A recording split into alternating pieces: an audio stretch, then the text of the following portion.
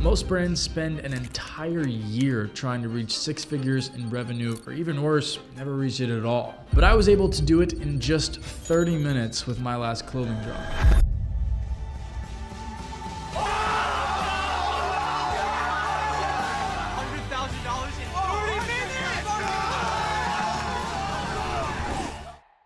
And in this video, I'm not only going to show you exactly how I did it, but I'm also going to teach you the 4-step strategy that I and all the other top brand owners use to build unlimited hype and desire for their drops. And I can promise you, no one is telling you this shit for free. Over the past few years, I have spent thousands of hours studying this strategy in efforts to be able to replicate it to a T to be able to do it for my own brand one day. It's called the product drop method, and there's 4 parts to it. The T's, which is where we show just enough to get people hooked. The hype, which is where we make people obsessed with the drop. The collect, which is where we turn those views into our diehard audience. And then the push, where we turn all that anticipation into stupid amounts of money. So before you even have a single thought of implementing the product drop strategy, you need to have one thing on lock, and that is your brand identity. See, most brand owners make the mistake of treating clothing like a drop shipping side hustle, and it kills their brand in the long term because they don't have a loyal community. And if there's one thing that I've learned in business, it's that it's a lot easier to keep 500 people buying from you every single month than it is to find 500 new customers every single month. See, and one requires a little bit of traffic, and the other requires a ton of traffic consistently. See, a while back, I used to have millions and millions and millions of views on TikTok. It was very much not targeted. It was content that was engineered just to get as many views as possible, right? So I had a lot more people following me. I had a lot more people liking my content. And during that period where I had way more likes, way more engagement, way more views, right? I only actually made around $20,000 every time I did a drop, and it would take me a week to do that amount. See, that was a year ago. And then I spent 12 months building a diehard community, and now I do $100,000 in 30 minutes. Big difference, right? And the difference is in the community. So what is a brand identity and how do you form it, right? So a brand identity is what you're selling, who you're selling to, and why you're selling it, right? Essentially, the answers to those 3 questions will give you your brand identity in general. And to quickly use that to explain my brand identity, I'm selling streetwear products to a primarily young adult, conservative, American male audience with a love for chaotic, ambitious, aggressive design, feelings, stories, things of that nature. And I created Tame Psychotic to give people a vehicle to feel a bit more comfortable and confident chasing that version of themselves in. And that's just my brand. Many other brands have created identities for themselves to fit their target demographic. For example, we'll take Nike, right? Their entire brand identity is centered around ambition, specifically in sports and athleticism. They're about pushing your limits and doing things even when they're hard, because their target demographic is athletes who want to feel comfortable and confident feeling that way, right? Chasing that superior version of themselves. See, the goal is to dominate your target market, and developing a community around your message is the best way to do it. Because here's the thing, in terms of design, pretty much everything has been done already. And in 2024, people aren't buying your clothes from you because of your designs. Maybe they like the designs, but what people are really buying into is the story that you're telling. This is a core principle that exists in every single brand, and once you understand it, you're now ready to learn and implement the product drop model. And the first step to the product drop model is the T's. Now, during this phase, the goal is to reveal your products to your audience and bring a lot of eyeballs to your brand. And that's done through the content that you put out into the world. I'll keep it simple. Right? Your content needs to consist of product display that's showing the product very clearly, showing people the quality, the fit, the shape, the fabrics, the designs, all of it. Storytelling content that tells a story about your brand. This can be done through short films, photo slides, carousels, personal brand stories. Founder story content, that's one of my favorites, and one that I've used to generate thousands and thousands of views and funnel thousands of people to my brand's page. And then third, creatives that just build your brand's identity, things that contribute to the energy that your brand projects, the message that your brand sends, the story that your brand tells. And this can be anything from pictures of clothes to pictures of rocks. Let's say your brand's about earth and mountains and the love for the earth and the trees and all the plants and just the earth in general, right? If you post a cool picture of a mountain with some cool trees and some cool rocks and stuff, that will contribute to your brand's identity. It's essentially an indicator of what what your brand is about, why people should buy into your brand, why people who love earth and who love rocks and trees and shit like that should be interested in your brand. Now that's probably a bad example, and you probably shouldn't post a picture of a rock to contribute to the building of your brand's identity, but you get what I'm saying. Anything is content as long as it aligns with your brand's identity. Now all of what I just went over is completely free, but you can leverage paid advertisement to bring additional eyeballs to your brand and eyeballs to your products in hopes of converting them. However, this does not contribute to building a community nearly as much as organic content does. So what I would suggest, especially when starting out, to make sure that you're prioritizing the building of that community, is to just start with organic content, right? It's free, it's easy to make, it's going to build your community far more than paid ads will, and in the long term will yield you much more financial return than paid ads will in the short term. Again, it's much easier to keep 500 people buying from you every single month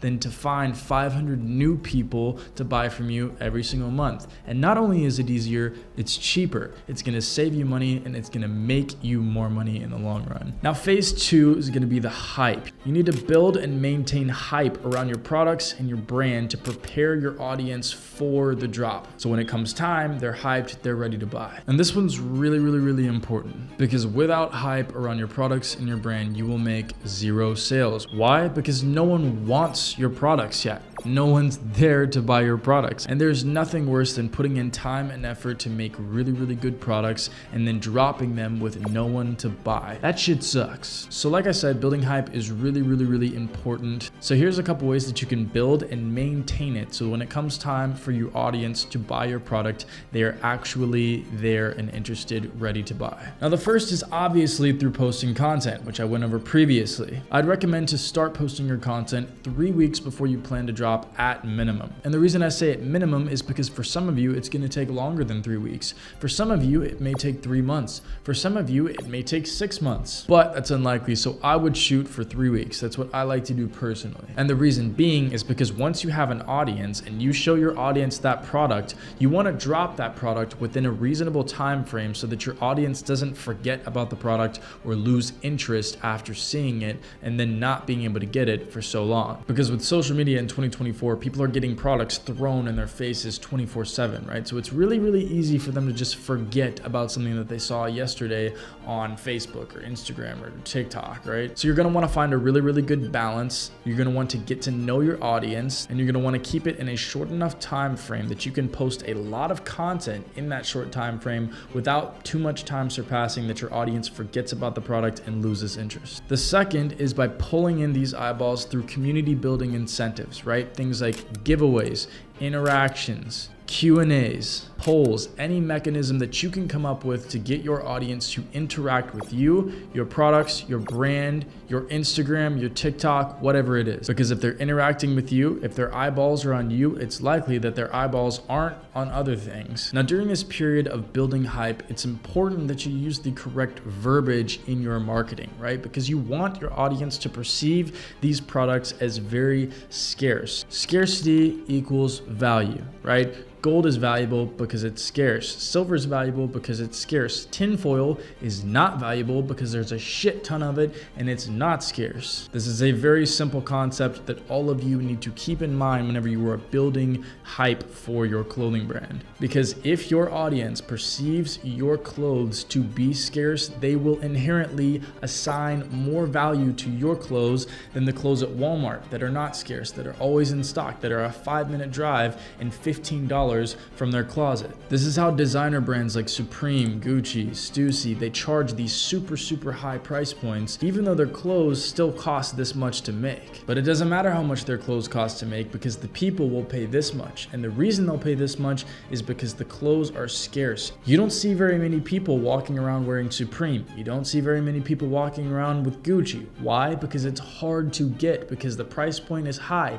It's expensive. Once something is sold out, it's gone forever. Once Supreme drops something and it sells out, it's gone forever. And the only way that you can get it is from a reseller. This is the message that you want to send to your audience. You want to give them as much FOMO, as much fear of missing out as humanly possible. So you want to reiterate that items will never restock. You want to reiterate that these will go fast. You want to use terms like limited, You want to send a message that these products will go fast, that they will sell out fast, and that they will never be available to buy again. And it's your choice whether or not you choose to restock an item or not. But if you want to be a brand that charges $200 for a t-shirt that costs $15 to make, then you need your audience to perceive your clothes as very, very scarce so that they can justify spending more money on your brand. And as a smaller brand, this means that you are going to have to be patient. You're not going to make $50,000 from your first drop, because if you try to sell $50,000 worth of clothes, likely you're not going to have the traffic or eyeballs to sell it out. And the goal, if you want your audience to perceive your products as scarce, is to make them sell out fast and to publicize the sellout. You want everybody and their mom to know that your drop sold out in 15 minutes, in 20 minutes, in an hour, in a day, whatever it is, right? So maybe if you're a clothing brand owner dropping for your first time, instead of doing 500 pieces, 500 shirts, 500 hoodies, whatever it is, right? Maybe try like 50, maybe try 100. Pick a number that you believe will sell very quickly. And what you'll notice is that over time, you can start bumping your prices up. You can start bumping your quantities up because people are generally more excited and more willing to pay money for your clothes, which means you're going to sell more products, you're going to sell them faster, and you're going to be able to sell them at a higher price point, and that means more money. And most people think that this is something that only big brands, the Supremes, the Guccis of the world can use, but it's actually extremely effective with smaller brands because it actually makes sense. I don't have a factory with 400 employees making my clothes 24/7, right? I do most of that shit myself. I do the pictures and the marketing myself, right? So I don't have the ability to make a ton of clothes, which means it's easier for the audience to perceive you and your brand as something limited, as something more valuable. And I know this because I've been doing it since the very birth of my brand a year and a half ago. And now I can sell items for over $100 and they're gonna sell out immediately, fast as fuck. Now we're moving into phase 3, the collect phase. And this is arguably the most important part of the process. And without this step, every drop that you do in the future will likely fail. But if you do this right, you're gonna see an increase in sales very, very consistently every single drop. Now I'm gonna make this very simple for you guys. Here's how you do it. You lock your website, password protect it. You add a collections page to the password site. You add an embed to collect people's phone numbers and emails to your password page. And then you drive all of the eyeballs, all of the traffic to that page, and you get people to put in their phone number or their email. And now you have direct communication with every single one of your customers. And I'm gonna show you real quick why this is so important. If you look at this Instagram post, you're gonna see that it has 2,000 likes, even though the page has 25,000 followers on it. Now, you'll see that my SMS list has 12 or 13,000 people on it. And whenever I send a text to that SMS list, every single person sees that message. It's not up to the whims of the algorithms to determine whether or not my follower, my subscriber, sees that message. So come drop day, when I want to communicate to my audience that the drop's live, that new products are available to buy, I don't need to hope that the algorithm is going to show all 25,000 people my post, because that won't happen. Instagram doesn't work like that. But you can be damn sure that whenever I click send to that SMS list, every single person is going to get a message on their phone over text that says it's from my brand and that says new products are available, new drop is live, whatever it is. And not only does it provide me with a flawless way to interact with my audience, it also establishes a prior point of compliance for the potential customer, right? If they're willing to put in their phone number, they're more than likely willing to also purchase, or at least they're more likely to purchase than they were before they gave me their phone number. Psychology.